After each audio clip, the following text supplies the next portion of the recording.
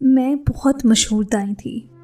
ایک عورت کی ڈیلیوری کرنے گئی تو اس کی ساس کہتی کہ بیٹی ہوئی تو اسے یہاں سے لے جا کر مار دینا، اس کام کے مجھے بہت پیسے ملے، لیکن میں نے اس بچی کو نہ مارا اور دوسرے شہر چلی گئی۔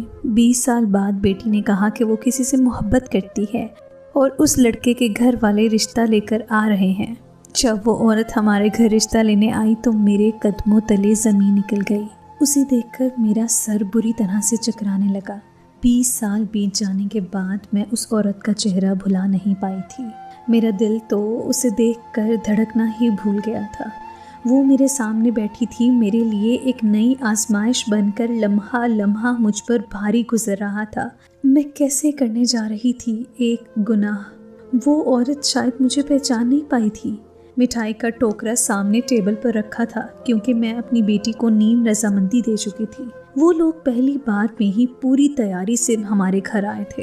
مٹھائی کا ٹوکرا، پھلوں کا ٹوکرا، میری بیٹی کے لیے کپڑے اور دیگر ضروریاتی زندگی کا سامان بھی ساتھ تھا۔ میری بیٹی کو جس لڑکے سے محبت ہوئی تھی وہ اس کی یونیورسٹی میں پڑھتا تھا۔ ابھی زویا کو 1 سال ہی ہوا تھا یونیورسٹی جاتے ہوئے۔ ہمارے گاؤں میں تو کالج نہیں تھا، لیکن بیٹی کو پڑھنے کا شوق تھا، اس لیے وہ لاہور میں ہاسٹل میں رہ کر اپنی تعلیم کا سلسلہ جاری رکھ رہی تھی۔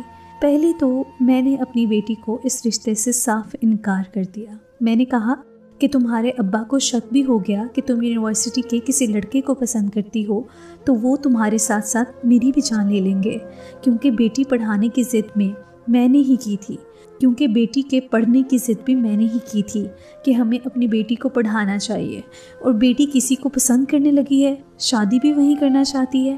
ہمارے ہاں یہ بات معیوب سمجھی جاتی تھی، لیکن میری بیٹی نے کہا کہ اماں اس لڑکے کی پڑھائی کا آخری سال ہے اور وہ ساتھ ساتھ اچھا کماتا بھی ہے، پھر وہ لوگ شہر میں ایک اچھی زندگی گزار رہے ہیں، ابا میرا بہتر مستقبل بھی چاہیں گے، آپ ان سے بات تو کریں۔ میری بیٹی میری منت کرنے لگی۔ میں نے اس بات میں سر ہلا دیا۔ یا اپنی زوہا میری لاڈلی بیٹی تھی، پھر بات اتنی بھی غیر مناسب نہیں تھی۔ ہم شادی غیر برادری میں اس وقت کر ہی دیتے تھے جب خاندان اچھا اور سلجھا ہو، لیکن مجھے کیا معلوم تھا کہ میری رضامندی مجھے اتنی بڑی اذیت میں ڈال دے گی۔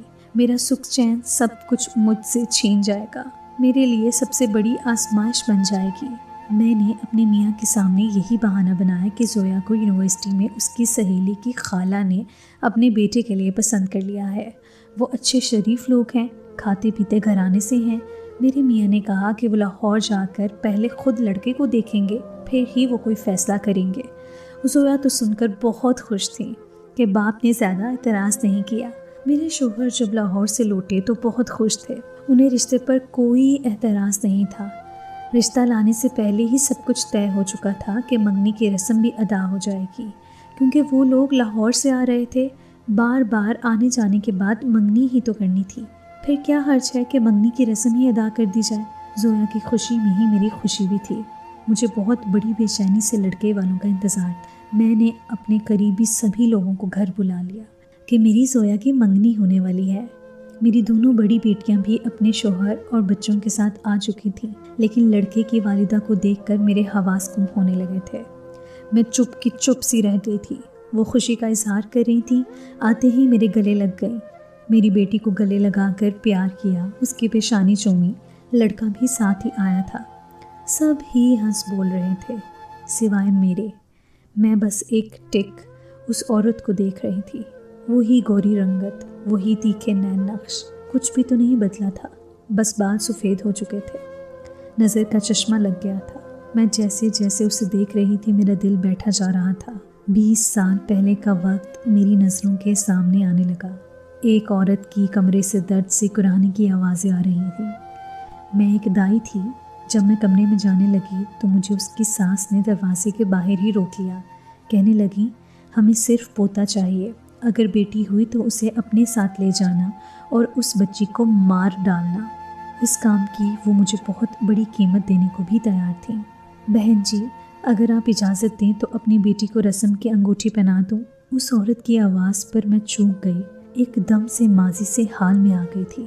میرا تنفس اس وقت بری طرح سے چل رہا تھا۔ میں پھٹی پھٹی آنکھوں سے اس عورت کو دیکھنے لگی۔ میری پیشانی عرق آلود ہو چکی تھی۔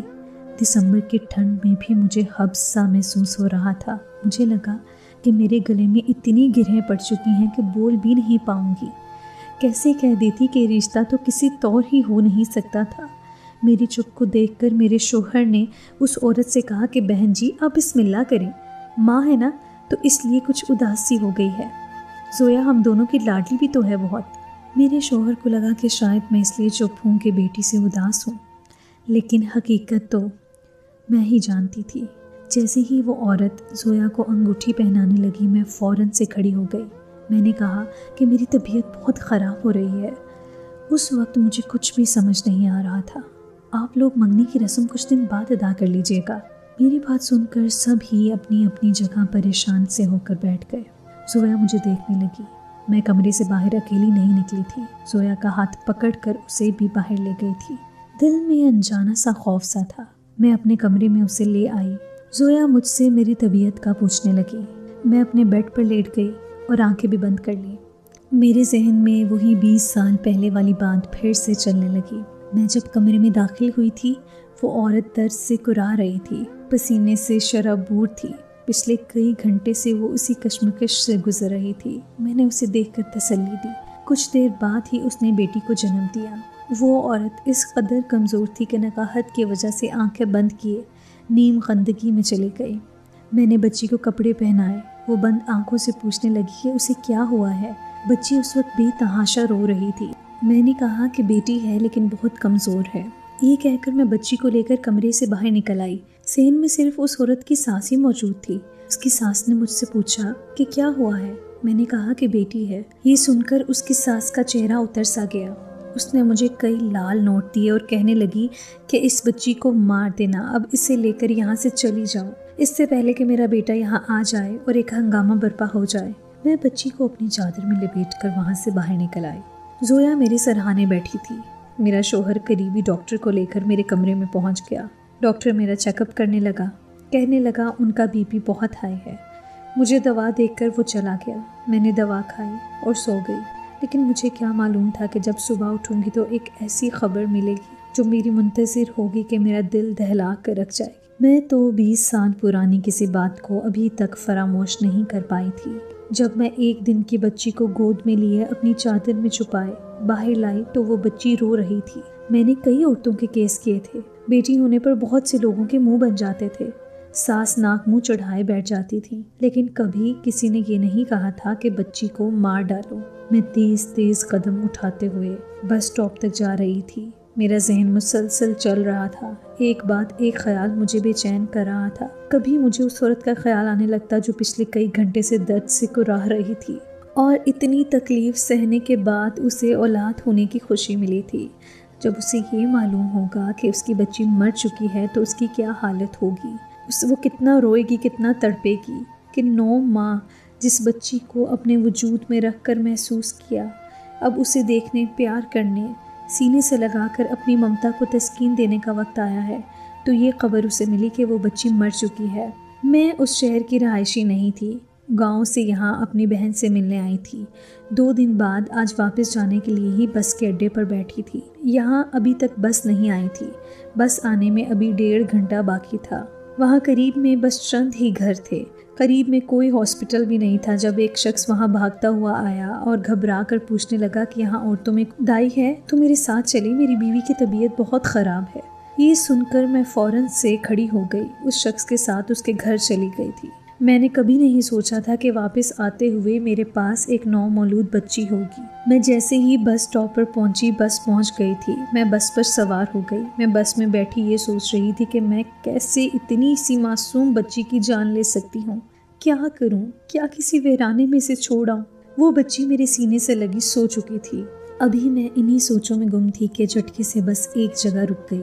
میں نے کھڑکی سے باہر دیکھا تو سڑک کے اطراف درخت تھے، بس کا ٹائر پنچر ہو چکا تھا۔ میں بھی دوسرے مسافروں کے ساتھ بس سے نیچے اتر گئی۔ پہلے سوچا کہ بچی کو کسی درخت کے نیچے رکھ دیتی ہوں، یہ سوچ کر میں وہیں درختوں کی اوٹ میں چل پڑی۔ ایک درخت کی آڑ میں نے اس بچی کو لٹا دیا، لیکن جیسے ہی میں نے بچی کو اس درخت کے نیچے لٹایا وہ بچی نیند سے جاگ گئی، مجھے دیکھنے لگی۔ मैं उठ कर जाने लगी तो उस बच्ची ने मेरे चादर का कोना पकड़कर अपने मुंह में डाल लिया और चादर को चूसने लगी। वो भूखी थी। मैं भी एक माँ थी, मेरी 2 बेटियाँ थीं जो 14-15 साल की थीं। मेरा दिल ना माना कि मैं एक मासूम बच्ची को जानवरों के पेट का लुक़मा बना दूँ, इसलिए उसे दोबारा से अपनी गोद में लेकर अपनी आगोश में छुपा लिया। फिर ये फैसला कर लिया कि ठीक है, मैं बहुत अमीर नहीं हूँ, लेकिन फिर भी रूखी सूखी तो इस बच्ची को खिला ही सकती हूँ। मैं इस बच्ची को गोद में लेकर अपने गाँव आ गई। सारी बात अपने शोहर को बताई। उसने भी इस बच्ची को रखने का मशवरा दे दिया कि हर कोई अपना नसीब खाता है और अपने साथ लेकर आता है। और आज वो बच्ची मेरे लिए बहुत बड़ी आजमाइश बन चुकी थी। जो राज मैं अब तक अपने सीने में दफन किए हुए थी, भूल चुकी थी कि जोया मेरी नहीं, किसी और की लख्ते जिगर है। मैंने तो जोया को बड़े लाड से पाला था, लेकिन आज इस औरत को देखते ही मुझे सब कुछ नए सिरे से याद आ गया था। वो औरत जोया की हकीकी माँ थी और आज अपने बेटे का रिश्ता मेरी बच्ची के लिए लाई थी, जोया के लिए जो उसकी सगी बेटी थी। मैं कैसे ये शादी कर सकती थी? जोया इस बात से नावाकिफ़ थी कि मैं उसकी सगी माँ नहीं हूँ। वो औरत भी यही समझती थी कि 20 साल पहले ही उसकी बेटी मर चुकी है। मुझे तो ये भी मालूम नहीं था कि इस औरत के पहले से कितने बच्चे थे। मुझे तो उसकी सास की बातों से ये अंदाज़ा हो गया था कि शायद इसकी पहले से बेटियां ही हैं, जो एक और बेटी होने पर सास ने इसे जान से मार डालने का कह दिया था। लेकिन इसका तो एक बेटा भी था, बल्कि एक ही बेटा था, बेटी कोई भी नहीं थी। जोया का रंग रूप नक्श सब उसकी माँ पर गए थे। उसके साथ बैठे वो उसी जैसी लग रही थी। जोया और वो लड़का आपस में सगे बहन भाई जैसे लग रहे थे। कैसे मुमकिन था कि मैं उनकी मंगनी या शादी करवा देती? जोया भी मुझसे बहुत मोहब्बत करती थी। मैं ज़रा सा बीमार हो जाती तो वो रात भर जाग कर मेरी तीमारदारी करती रहती। जब हॉस्टल से घर आती बार बार मेरे गले लगती रहती थी, मेरे चेहरे को चूमती रहती थी। कहती थी कि मैं हॉस्टल में सबसे ज़्यादा आपको याद करती हूँ। जब यहाँ से वापस हॉस्टल जाती हूँ तो कई दिन तो मैं रोती रहती हूँ। मुझे आपके बगैर नींद नहीं आती है। मैं भी उस पर जान छिड़कती थी। मेरे लिए उसकी मोहब्बत बड़ी शिद्दत वाली थी। मेरी सगी बेटियाँ भी बड़े रश्क से जोया को देखती थी और मुझसे कहती कि इतनी मोहब्बत तो आपने कभी हमसे नहीं की जितनी जोया से करती हैं। अब मैं क्या बताती कि किसी जिगर का गोशा उठा लाई थी। अगर उसे अपने सीने से ना लगाती तो खुदा को क्या जवाब देती। अब जो खबर मुझे जोया ने सुनाई थी मेरी रूह फना करने के लिए काफ़ी थी। कहने लगी कि अम्मा, हारून की अम्मी कह गई थीं कि अब मंगनी नहीं करेंगे, 4 दिन के बाद आकर सीधा निकाह कर जाएंगे और रुखसती 4 माह के बाद करेंगे। ये सुनकर तो मेरे हवास ही गुम हो गए थे। मैं तो मंगनी बर्दाश्त नहीं कर पा रही थी तो निकाह कैसे कर सकती थी? मैं अजीब कश्मकश का शिकार हो चुकी थी। अगर सच जोया को बताने का सोचती तो मैं जानती थी कि वो ये सच सुन नहीं पाएगी और मैं उसकी सगी माँ नहीं हूँ। जो उसकी सगी माँ है उसे वो शायद कभी माँ तस्लीम ही ना कर पाए। फिर जिस लड़के के लिए उसने अलग से ख्वाब आंखों में सजाए थे, जब पता चलेगा कि वो उसका भाई था तो क्या क़यामत गुजरेगी मेरी बच्ची पर। वो पहले से ही बहुत हसास तबीयत की मालिक है, कैसे ये सब बर्दाश्त करेगी। मैंने सोचा कि मैं खुद बुरी बन जाती हूँ, रिश्ते से इनकार कर देती हूँ, लेकिन बहरहाल एक गुनाह तो नहीं कर सकती थी। लेकिन मुझे क्या मालूम था कि मेरे इस अमल का खमियाजा मुझे ऐसा भुगतना पड़ेगा कि मेरी जान ही निकल जाएगी। मैं अगले रोज़ ही हारून की वालिदा को फ़ोन करके कह दिया कि मुझे आपका बेटा बिल्कुल अच्छा नहीं लगा, मेरी तरफ से आप शादी से इनकार ही समझे। वो तो बहुत परेशान हो गई। कहने लगी, बहन ऐसा भी क्या हो गया है? हम तो यहाँ निकाह की तैयारियाँ मुकम्मल किए बैठे हैं और आप इनकार कर रही हैं। आपकी बेटी को तो हारून पसंद है, ज़िंदगी उसने हारून के साथ गुजारनी है। मेरा बेटा जोया को बहुत चाहता है, वो उसे बहुत खुश रखेगा। लेकिन मैंने उसकी कोई बात नहीं सुनी, बस ये कहकर फ़ोन रख दिया कि मैंने ये रिश्ता तोड़ दिया है। अपने बेटे को कहें कि कहीं और शादी कर दे। यहाँ मैंने जोया का फ़ोन छुपा लिया ताकि हारून से उसका राब्ता ना हो सके। मियाँ के मोबाइल की भी बैटरी निकाल के रख दी। मैं चाहती थी कि खामोशी से सब कुछ हो जाए। वो लोग निकाह के लिए आएंगे ही नहीं तो मैं जोया से कह दूंगी कि वो लड़का धोखेबाज है। जोया खुद ही उस लड़के से पीछे हट जाएगी। लेकिन मुझे क्या मालूम था कि वो माँ बेटा उसी शाम मेरे घर पहुँच जाएंगे। बात जोया और मेरे शोहर के सामने खुल गई थी। जोया तो मुझे हैरत से देख रही थी, मेरा शोहर मुझे गुस्से से देख रहा था। कहने लगा, रुकैया तुमने ऐसा क्यों किया? मैं ढिठाई दिखाते हुए बोली कि मुझे ये लड़का जोया के लिए पसंद नहीं। मुझे अपनी बेटी की शादी उससे नहीं करनी। मेरी बात सुनकर वो लड़का ज़ब्त से नजरें झुका गया। मेरा मियाँ मुझ पर भड़कने लगा, कहने लगा कि हमारे यहाँ ज़ुबान का पास रखा जाता है और उन्हें ज़ुबान दे चुका हूँ मैं। कल तक तो तुम खुद यहाँ ज़ोया की शादी करने के लिए मेरे सामने इस लड़के की तारीफ़ें करती नहीं थक रही थी, और अब जब सब कुछ तय हो गया है तो तुम्हें इसमें ऐब नज़र आ रहे हैं। पूरी बरादरी को खबर हो चुकी है कि जुम्मे को ज़ोया का निकाह है और तुम यहाँ नया फसाद खड़ा करके बैठ गई हो। मैंने कहा कि आप जो चाहें कह दें, लेकिन मैं अपनी बेटी की शादी इस लड़के से हरगिज़ नहीं करूँगी। मैं जिस बोझ तले सब कह रही थी ताकि मेरी बातों से दिल बर्दाश्ता होकर वो लोग उठकर चले जाएं, लेकिन वो लोग वैसे ही बैठे रहे। मेरी बात पर मेरा शोहर गुस्से से बेकाबू हो गया। कहने लगा कि मुझे अपनी इज्जत बहुत प्यारी है, मैं ज़ोया का निकाह इसी जुम्मे इसी लड़के से करूँगा। फिर हारून से मुखातिब हुआ और कहने लगा कि आप लोग जुम्मे को आएँ और निकाह के साथ ज़ोया को रुखसत भी करवा कर ले जाएं। मेरी बीवी शायद पागल हो गई है, मैं नहीं चाहता कि मेरी ज़ुबान ख़राब हो। ये सुनकर तो मैं हवास बाख्ता सी हो गई। मैंने कहा ये नहीं हो सकता। मैं ज़ोया के पास आ गई। मैंने ज़ोया से कहा मैंने फ़ैसला तुम पर छोड़ दिया है। अगर तुम इस लड़के से निकाह करोगी तो मेरा मरा हुआ मुँह देखोगी। अगर मेरी ज़िंदगी चाहती हो तो उन्हें शादी से इनकार कर दो। मेरी बात सुनकर ज़ोया मुझे तासुफ से देखने लगी, फिर आंखों में नमी लिए हारून को देखकर बोली, तुम यहाँ से चले जाओ, मैं तुमसे शादी नहीं कर सकती। ज़ोया की बात सुनकर हारून चुप नहीं रहा था। कहने लगा कि ज़ोया, तुम जानती हो कि मैं तुम्हें कितना चाहता हूँ। ये मेरी मोहब्बत की इंतहा ही है कि तुम्हारी वालिदा की इस किस्म की बातें मैं अपनी इज्जत और अना की परवाह किए बगैर सुन रहा हूँ, वरना कोई मर्द भी ये बर्दाश्त नहीं करता। हारून की बातें अपनी जगह दुरुस्त थीं, लेकिन मैं भी मजबूर थी। मैं जानती थी कि मेरी ज़ोया मेरी इज्जत को कभी नहीं रोन देगी। मेरी खातिर वो हर कुर्बानी दे सकती है, लेकिन ये नहीं पता था कि वो खुद ही। ज़ोया हारून से कहने लगी कि मैं भी तुमसे बहुत मोहब्बत करती हूँ, लेकिन इससे ज़्यादा मोहब्बत मैं अपनी माँ से करती हूँ। मैं उसे अपने सामने मरते नहीं देख सकती। ये कहकर वो रोते हुए अपने कमरे में चली गई। दुख तो मुझे भी बहुत हो रहा था, लेकिन मैं भी मजबूर थी। हारून और उसकी वालिदा वापस चली गई। सुबह दिन चढ़ आया था, लेकिन ज़ोया उठकर बाहर नहीं आई थी। मैंने सोचा कि शायद बहुत परेशान है, रात को शायद ठीक से सो नहीं पाई होगी, इसलिए अच्छा है कि नींद पूरी कर ले। लेकिन अब तो दोपहर भी गुजरने वाली थी। मैं जब ज़ोया के कमरे में आई, ज़ोया औंधे मुँह लेटी थी। मैंने उसे जगाने की कोशिश की तो वो हिलजुल नहीं रही थी। मेरी तो जैसे देखकर जान ही निकल गई। मैंने उसे सीधा किया, ज़ोया ज़ोया पुकारती रही, लेकिन वो बेजान वजूद की तरह बेहिज़्ज़ो हरकत लेटी रही। मैंने रोना धोना मचा दिया। मेरा शौहर डॉक्टर को घर ले आया। उसने कहा कि शदीद ज़हनी टेंशन लेने की वजह से ज़ोया के दिमाग की नस फट गई है। मेरी ज़ोया मर चुकी थी, मेरी दुनिया उजड़ गई थी। ये सब क्या हुआ था? मेरा शौहर रोने लगा, कहने लगा कि रुकैया, मेरी बेटी की मौत की ज़िम्मेदार तुम हो। तुम्हारी बेजा ज़िद ने मेरी बच्ची की जान ले ली है। मैं उसे क्या बताती कि मैं तो एक राज को राज रखना चाहती थी। मुझे क्या पता था कि मेरी बच्ची की जान ही चली जाएगी। मुझ पर खशी के दौरे पड़ने लगे। कुछ घंटे के बाद हारून और वो औरत भी हमारे घर पहुंच गए थे। उन तक भी खबर पहुंच गई थी। वो लड़का दीवाना वार मेरी बेटी की मैयत पर रो रहा था। वो औरत मेरे सामने रोते हुए कहने लगी कि क्या मिला तुम्हें ये सब करके? तुमने अपनी बेटी की जान ले ली और मेरे बेटे को भी बिन मौत के मार डाला। वो ज़ोया के बगैर कैसे जिएगा?